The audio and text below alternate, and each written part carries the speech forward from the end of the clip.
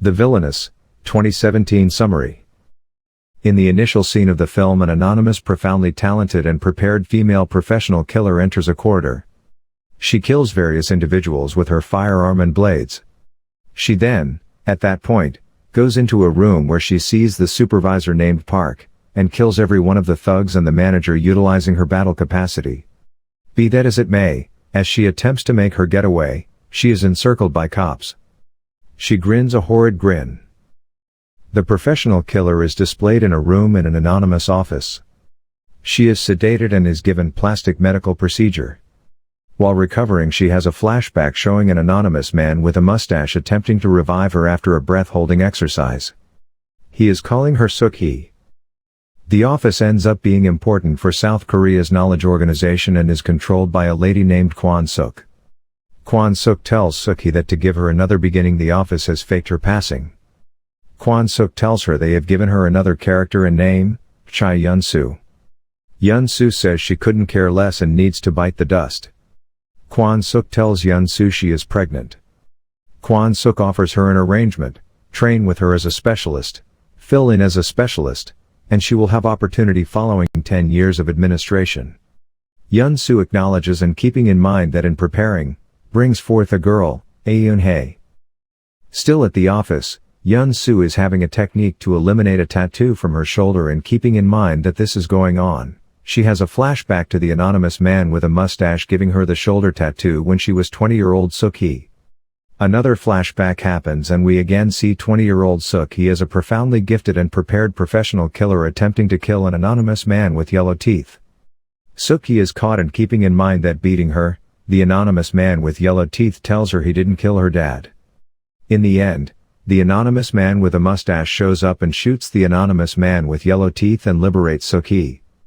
The flashback proceeds and we see Suk-hee as an 8-year-old being prepared to stack a gun by the anonymous man with a mustache. The anonymous man with a mustache tells the youthful Suk-hee to dedicate her life as a professional killer to him. Kwon-suk gives Yun-soo an organizer with the data for her first task. At the point when she kills the objective, she admires see a little kid on the steps. This triggers a flashback to 7-year-old Suk-hee seeing her dad killed. Suk-hee is concealing under a bed and doesn't get a glance at the executioner's face, she just hears him whistling a shocking tune. At the point when a man returns into the room, we are shown that this individual is Jang Chun, the anonymous man with yellow teeth. Jang Chun was a companion of Suk-hee's dad. Her dad had taken a precious stone. Jang Chun sells Suk-hee to a prostitution ring. Suk-hee is going to be effectively assaulted by a prostitution client when the anonymous man with a mustache shows up and salvages her. We gain proficiency with he is Lee Jung-sang. Also, we figure out how it came about that Jung-sang prepared Suk-hee to be this killing machine and why she is so given to him. Having finished her most memorable task, Yun-soo is let out of the office and will keep on working for the organization from her own condo that she imparts to her girl Aeun-hae. Obscure to Yun-soo, Kwon-suk has put a male specialist in the loft next to Yun-soo's condo. He is Yun-soo and he is to become a close acquaintance with Yun-soo and watch her. After a couple of gatherings with one another, Yun-soo asks out Yun-soo. While seeing Yun-soo's tie, it helps Yun-soo to remember a tie she provided for Jung-sang. It is uncovered in flashbacks that Suk-hee and Jung-sang had gotten hitched. We learn in a flashback that the marriage was not something very similar for Jung-sang as it was for Suk-hee. We discover that Suk-hee says that she will relinquish her hunger for retribution in the event that she can get hitched and carry on with an ordinary life. Jung-sang sees that his prepared professional killer would never again be very useful, so he sets up a demonstration. He organizes a wedding with her and pays individuals to go to the wedding, and keeping in mind that on their special first night, he fakes saving a gangster called Choi Chun-mo and stages his own demise. At the point when Suk-hee hears he is dead, she flies off the handle and goes on a killing frenzy and takes out the entire group, who she believes is behind Jung-sang's passing. Jung-sang has dispensed with his adversaries and Jung-sang expects Suk-hee to be killed in light of her fury and the sheer quantities of the pack. Be that as it may, they are no match. This is the initial scene of the film.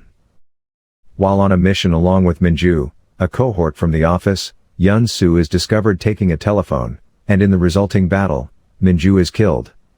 The data from the telephone has records about Choi Chun-mo, and the organization is stressed that since Yun-soo knew him, she might be a twofold specialist. Yun-soo solaces Yun-soo and this unites them. Yun-soo keeps on living at the loft, and the office has calculated their next focus for her. The office believes that should do a death from a wedding catering organization, so chooses to orchestrate a wedding between Yun-soo and Yun-soo. In a callback to the previous story, the organization pays individuals to go to the wedding, and Yun-soo in her wedding outfit points a rifle through a window to her objective, who she sees through the rifle degree is Jung-sang. She can't kill him, stunned that he's as yet alive. Jung-sang backtracks the area from which the shots come and distinguishes Yun-soo as Suk-hee from the wedding photographs. He connects with Yun-soo to check that it is really her. He tapes a discussion of the organization and sends it to Yun-soo. The discussion uncovers that Yun-soo is really a spy. She turns on the organization. The office arrests Yun-soo. In the meantime, Jung-sang's group gets to Yun-soo and Eun-hae. Yun-soo attempts to tell Jung-sang, on the telephone, that Eun-hae is, as a matter of fact, Jung-sang's girl, expecting all the killing to stop. Jung-sang could do without the young lady and tells Yun-soo to kill the youngster in return for his own life. Yun-soo attempts to battle the group, yet is thumped oblivious and left with the young lady and a bomb. Jung-sang organizes a salvage of Yun-soo from the organization's care. As she contacts her loft, she looks as the bomb goes off, and Yun-soo and her girl both kick the bucket. She believes it's crafted by the office. She goes to face Kwon-suk, yet Kwon-suk has news for her.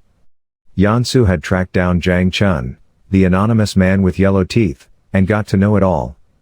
This interview was recorded on observation tape. Kwon-suk plays the tape for Yun-soo. Yun-soo is consumed with retribution. Yun-soo finds Jung-sang and his pack to a parking structure. She kills all the gangsters in the carport and goes up against Jung-sang. According to she, "How is it that you could do this to me?" He says, "I have that honor. Since I made you." She answers, "Let me show you what you made me into." Lee Jung-sang breaks to the road and meets his excess gangsters, and they hurry off in a traveler transport. Yun-soo pursues them. She gets up to speed to the transport, sheets the transport, crashes the transport, lastly has a hatchet over Jung-sang's head. He puts his head down and starts whistling a creepy tune. She tomahawks Jung-sang in the head prior to leaving the destruction with the police encompassing her, and grins a bleak grin.